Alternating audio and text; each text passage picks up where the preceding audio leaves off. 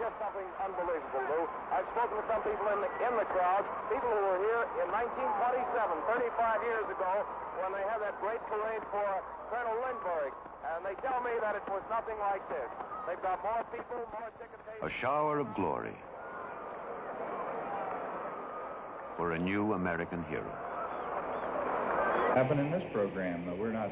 And after the last hurrah, a nation's right to know the full account. We have 3 examples here to prove it. Gonna roll that tape in this? No, let's just stay right with it, Bobby. Stay with it. He's recording. All right, ready to go to Cronkite. Vic, you ready, Sam? Stand by, Walter. Okay, you're on. Weather good, astronaut in good shape, tracking systems around the world. Tell Cronkite to back off. Let Powers take it from here on in. Astronaut Gordon Cooper, the man that'll be at the controls of the spacecraft in the U.S. 6th attempt at manned spaceflight, was awakened this morning at 2:50 a.m. What you're about to see is a demonstration in action of an open society and a free press.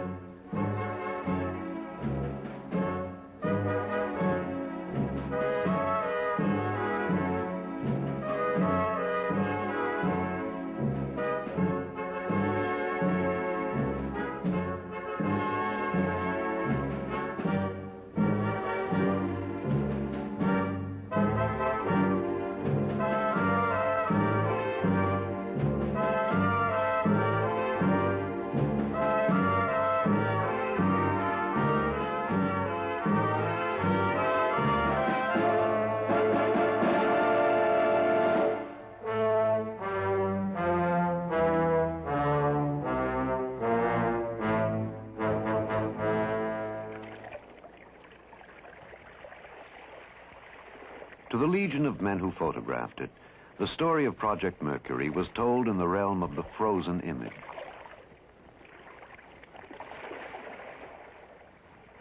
The story began in Washington at a press conference in 1959.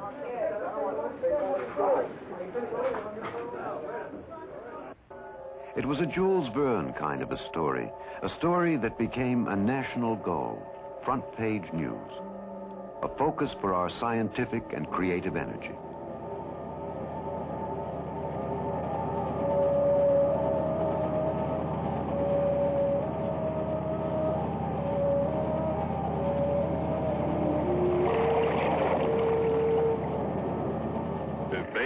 The Cape became one of the prized datelines in journalism. Signifying the capsule number. On the concrete square itself, the pad of downrange from the Cape, south of Bermuda, the recovery forces stood ready. Which is one ingredient of the fuel. Most of the preliminary work has been done here by now. We await the arrival of astronaut Shepard. Radio and television carried the event as it happened. This is Freedom 7. The fuel is go 1.2 G. Cabin at 14 psi. Oxygen is go. For depth and interpretation, there was the printed page. We had time to pause, to wonder at this new age. What would it bring? An astronaut and a president with a wonderfully warm and ready wit. Therefore, I want to again express my congratulations to Alan Shepard. We're very proud of him, and I speak on behalf of the Vice President, who is chairman of our Space Council and who bears great responsibilities in this field, the members of the House and Senate Space Committee who are with us today, and this decoration, which has gone from the ground up here.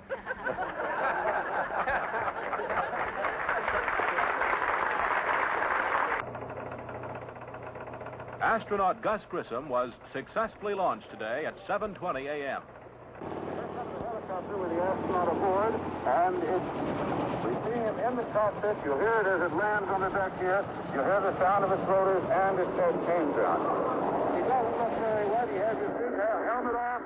His hands, the doctors are immediately treating him. After welcome on deck, a personal message.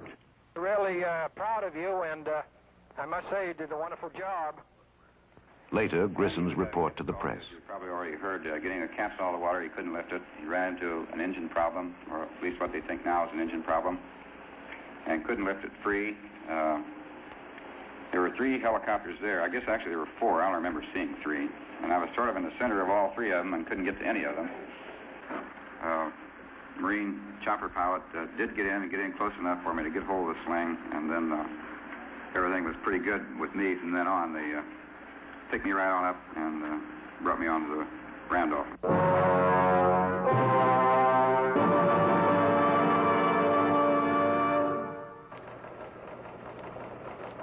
Di Cape Canaveral ini terdapat perasaan menunggu-nunggu.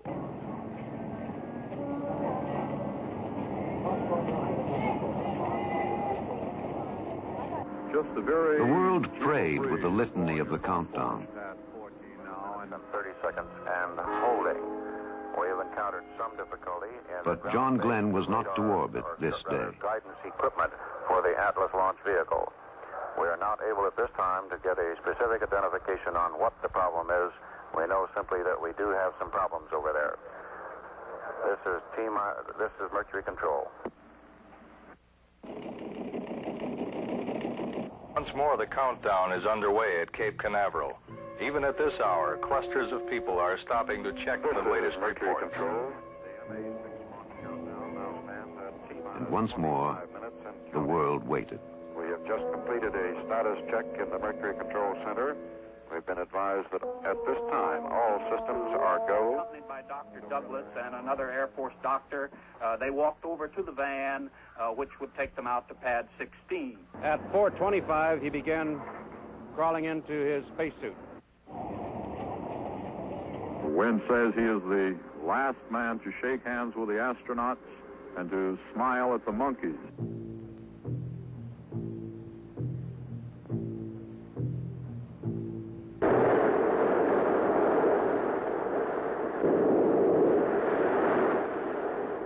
Now, around the world, all Mercury stations reported go. Let's go now to Ed Williams at the press site. Over 500 newsmen here on the scene today to cover this.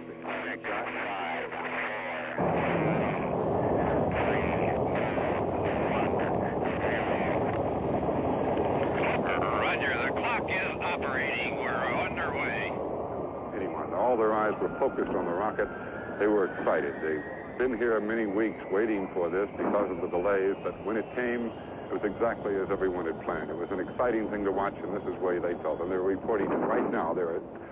Special equipment has been installed here at the press site for them to tell their story to the world, to their own newspapers, and for some radio stations from Latin America that are here.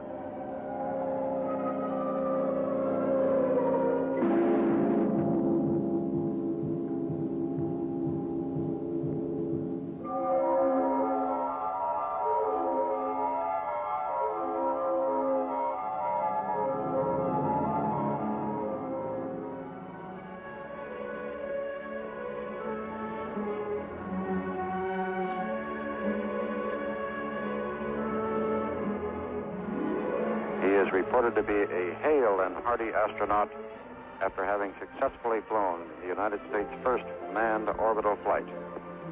U.S. astronaut John Glenn is on the deck, is reported to be a hale and hearty astronaut after his history-making flight.